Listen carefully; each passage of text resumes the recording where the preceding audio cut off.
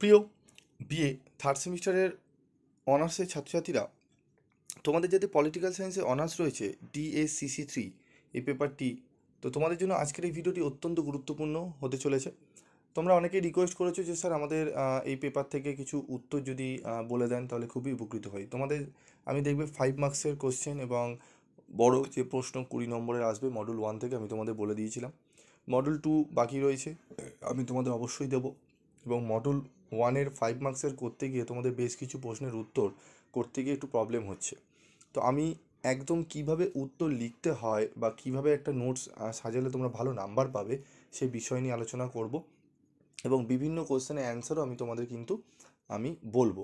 এবং আজকের যে আলোচনাটি হবে, আজকের আলোচনার সম্পূর্ণ PDF নোটস তোমরা ফ্রি অফ কস্টে পাবে, কোনো রেমুনারেশন লাগবে না, তোমরা ফ্রি অফ কস্টে পাবে। তো ক্লাসটি একটু মনোযোগ সহকারে শোনো, আমি বলে দেবো তোমরা কিভাবে ফ্রি PDF পাবে। তো দেখো, আমাদের প্রশ্ন দিয়েছিলাম উদারনীতিবাদ বলতে কি বোঝো। তো উদারনীতিবাদের সাধারণ অর্থ হলো রাষ্ট্রীয় কর্তৃত্ববাদের বিরুদ্ধে ব্যক্তি স্বাধীনতার নীতি প্রতিষ্ঠা করা। রাষ্ট্রবিজ্ঞানী হব হাউসের মতে উদারনীতিবাদ হলো এমন একটি মতবাদ যেখানে প্রতিটি মানুষের স্বাধীনতা, জীবনের কণ্ঠস্বর তাদের চিন্তা বিকাশে বিকশিত হয়। উদারনীতিবাদের প্রধান ও প্রতিপাদী হলো স্বাধীনতা। উদারনীতি এমন একটি রাজনৈতিক মতবাদ যেখানে ব্যক্তির স্বাধীনতাকে রক্ষা করা ও এর উন্নতি সাধন করাকে রাজনীতির মূল সমস্যা হিসাবে চিহ্নিত করা হয়।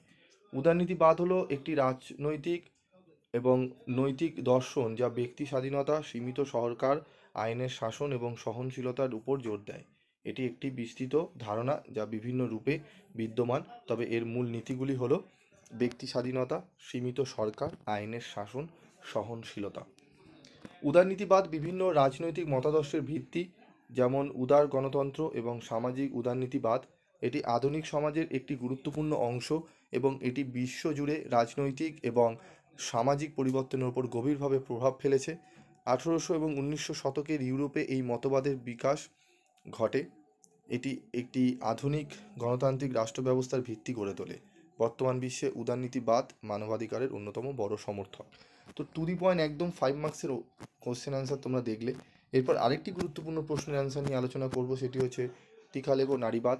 নারীবাদী দৃষ্টিভঙ্গির বিষয়টি একমাত্রিক নয়। নারীবাদী দৃষ্টিভঙ্গির প্রধান 3টি ধারা হলো উদারনৈতিক দৃষ্টিভঙ্গি, সমাজতান্ত্রিক দৃষ্টিভঙ্গি এবং 3 র্যাডিক্যাল দৃষ্টিভঙ্গি। এছাড়া রয়েছে, ঠিক আছে, তোমাদের উত্তর আধুনিক নারীবাদ।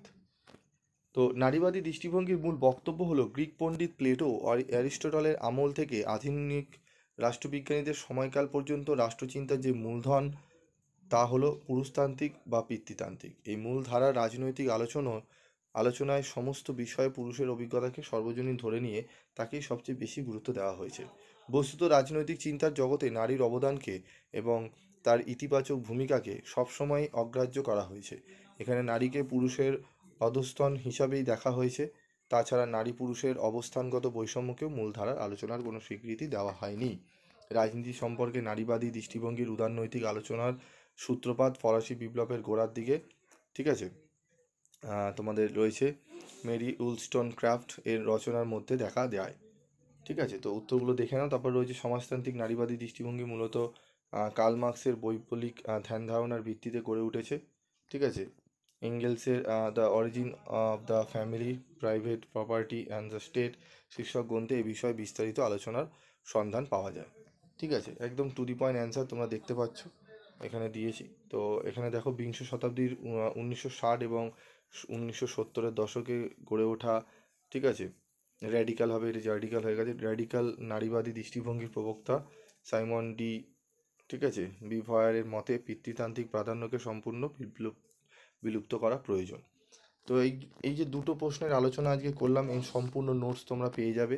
কোথায় পাবে, কিভাবে পাবে, তোমাদের একটি লিঙ্ক দেওয়া হবে, গ্রুপের লিঙ্ক, সেখানে তোমাদের গ্রুপের মধ্যে তোমরা কিন্তু পেয়ে যাবে তোমাদের ফ্রি অফ কস্টে নোটস। ঠিক আছে, যারা গ্রুপে জয়েন হতে চাও তারা অবশ্যই চ্যানেলটি সাবস্ক্রাইব করে গ্রুপে জয়েন হও, তোমাদের কিন্তু ফ্রি অফ কস্টে নোটসগুলো দেওয়া হবে এবং আরও প্রচুর পরিমাণে কোশ্চেন অ্যান্সার আলোচনা করা হবে, তারও নোটস তোমরা পাবে একে একে।